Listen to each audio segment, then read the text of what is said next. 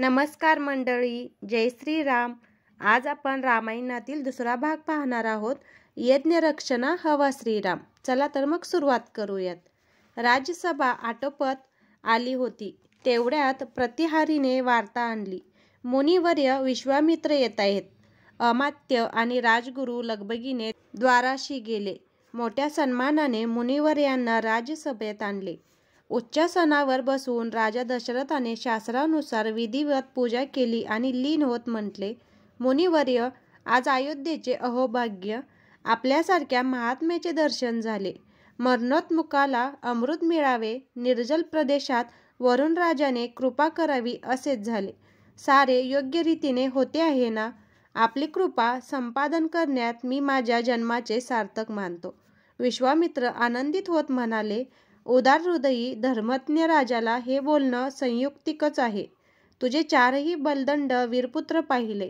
त्यातल्या त्यात ज्येष्ठ पुत्राला पाहून माझं हृदय भरून आलं. मी आज एक मागणं मागायला आलोय. ती मागणी पूर्ण करण्याची तू प्रतिज्ञा केली आहेस. कुशिक वंशी गादीपुत्र विश्वामित्रांचा दरारा मोठा होता.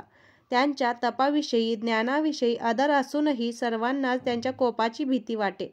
आताही मनातून घाबरत पण वरकरणी लीनता दाखवत दशरथ राजाने म्हटले, मुनिराज, सांगा आपली इच्छा काय हवंय. माझं चतुरंग सैन्य रक्षणास सिद्ध आहे. हवं तर मी पण हाती धनुष्यबाण घेऊन निघेन. राक्षस आपल्या यज्ञात विघ्न आणताहेत. राजन, तुझं म्हणणं खरं आहे.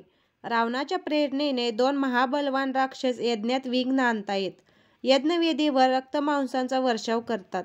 त्यामुळे समाप्त होत आलेला यज्ञही निष्फळ होतो आहे. त्यांना शाप देऊन मी निवारण करू शकतो, पण ते व्रतात योग्य ठरत नाही. म्हणून मी तुझ्या रामाची मागणी करतो आहे. फक्त 10 दिवस यज्ञरक्षणासाठी. राजा दशरथाच्या मस्तकावर जणू वीजच कोसळली. काही काळ डोळ्यापुढे अंधारी झाली. सावध होत एक दयनीय पिता हात जोडत विनवू लागला, महामुने, माझा राम अजून लहान आहे. युद्धकलेत निपुण नाही. अस्त्रविद्या जाणत नाही. त्यात ते मायावी राक्षस. रावणापुढे तर मी हतबल झालो आणि हा तर कोवळा पोर. माझा बहिश्वर प्राणच नाही. मी माझ्या बाळाला मृत्युमुखात आपण होऊन देणार नाही. नृपाचे बोल ऐकून जणू अग्नीस आहुती देऊन त्यावर तुपाची धार सोडावी व त्यामुळे अग्नी अधिकच प्रज्वलित व्हावा असा विश्वामित्रांचा राग उफाळला.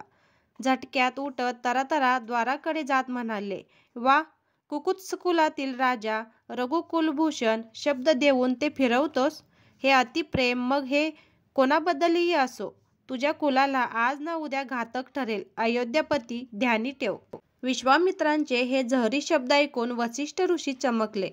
ते राजा दशरथाजवळ जाऊन म्हणाले, नृपश्रेष्ठ, असा विचार करू नकोस.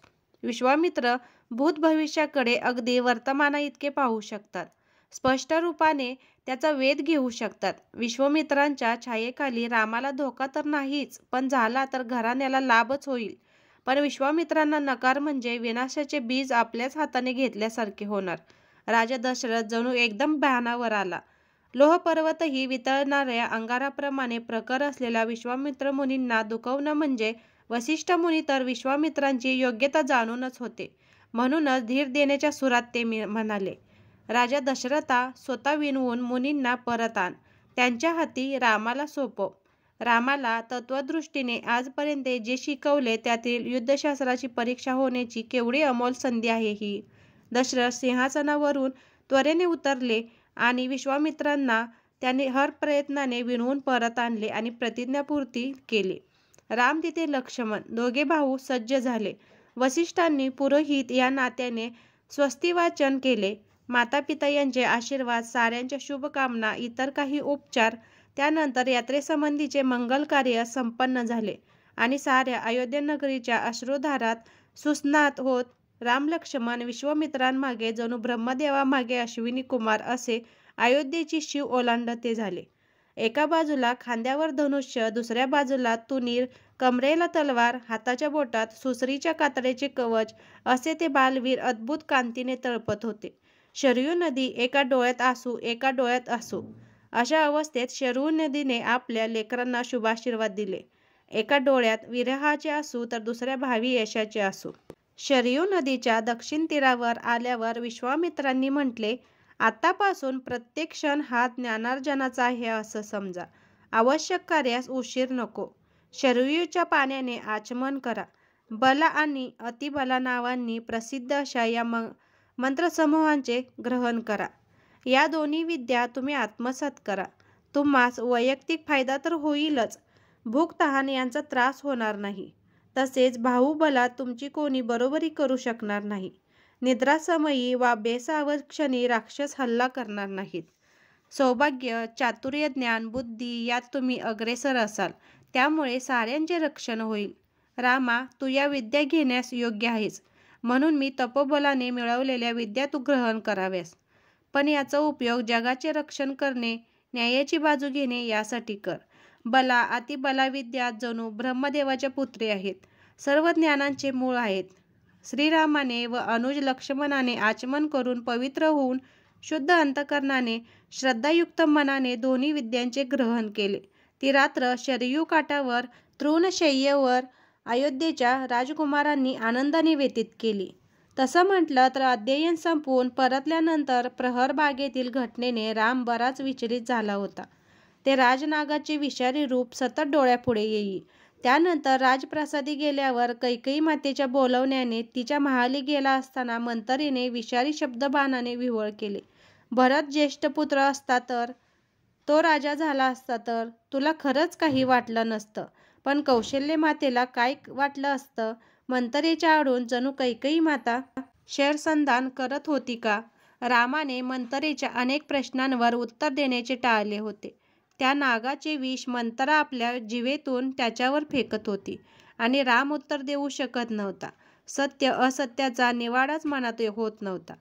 ही माघार होती का? नको हे जीवन, नको राजवाड्यातील ऐश्वर्य. वसिष्ठ आश्रमात जावे, त्याने त्यावेळेस ही सारी उलघाल गुरुवर्यांना सांगितली होती. पण आता या शरयू तीरावर तो मनाची शांती अनुभवत होता.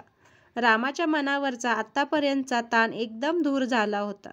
शांत निद्रेने त्याची हुरहुर थांबली. वसिष्ठांनी येताना रामाला एका बाजूला घेऊन म्हटले होते, रामा, विश्वामित्र ऋषींची आज्ञा मोडू नकोस. मिळेल तेवढी शस्त्रास्त्र विद्या हस्तगत कर. विश्वामित्र ज्ञानाचे न संपणारे भांडार आहे. तू अजून लहान आहेस, पण भावी काळात तुला फार मोठं कार्य करायचं आहे.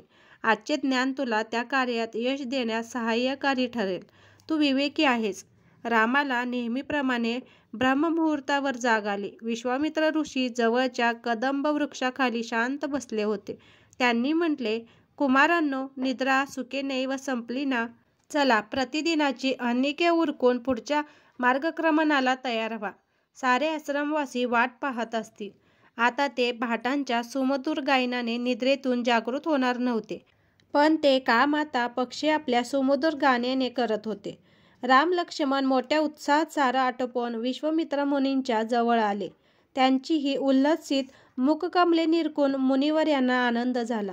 त्यांनी उत्साहित होत म्हटले, कुमारांनो, मार्गात काही शंका आल्यास मनात ठेवू नका, कारण निसर्गच प्रश्न निर्माण करतो आणि मानवाला उत्तर शोधायला भाग पाडतो. निसर्ग खूप काही शिकवतो, फक्त आपली नजर तशी हवी. यात्रेला सुरुवात झाली. शरयू व गंगा यांच्या शुभ संगमावर पोहोचल्यावर दिव्य तिपयगा नदी गंगामाता यांचे दर्शन घेतले. संगमाजवळ एक आश्रम पाहून लक्ष्मणाने कुतूहलवश प्रश्न केला, हा दिव्य आश्रम कुणाचा? विश्वामित्र हसून म्हणाले, लक्ष्मणा, कथा ऐकण्याचं तुमचं वयच आहे. मार्ग पण लवकर संपेल. ऐका बाळांनो, भगवान शिवाचा हा आश्रम. एकदा तपश्चर्येनंतर महादेव मरुद्गणांबरोबर आश्रमाबाहेर जात होते.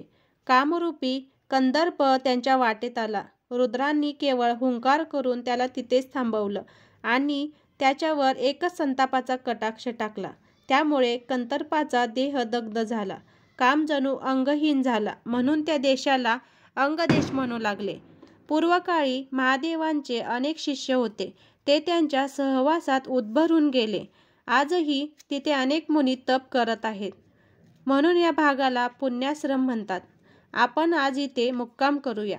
दिवसभराच्या क्रमणाने श्रांत झाला असाल, विश्रांतीही होईल आणि व्रतधारी मुनींनी पुण्यकारक संगतीही लाभदायी होईल. राम लक्ष्मण तिथली निसर्ग शोभा पाहून अक्षरशः वेडावून गेले. इथे अयोध्येसारखी गजबज नव्हती. पण कानाला तृप्त करणारा नद्या सरोवरांचा ध्वनी, पक्ष्यांचा मधुर किलबिलाट, सूर्याच्या सौम्य किरणांमुळे सारे हिरव्यागार परिसरावर पसरलेला सुंदर मुलामा. मुनींना तर कुमारांना पाहून आनंद झाला. त्या रात्र तऱ्हेतऱ्हेच्या कथांनी फुलली होती. अल्पनिद्रेनेही दोघे सकाळी लवकर उठून अनेके उरकून गंगा पार करण्यास सिद्ध झाले.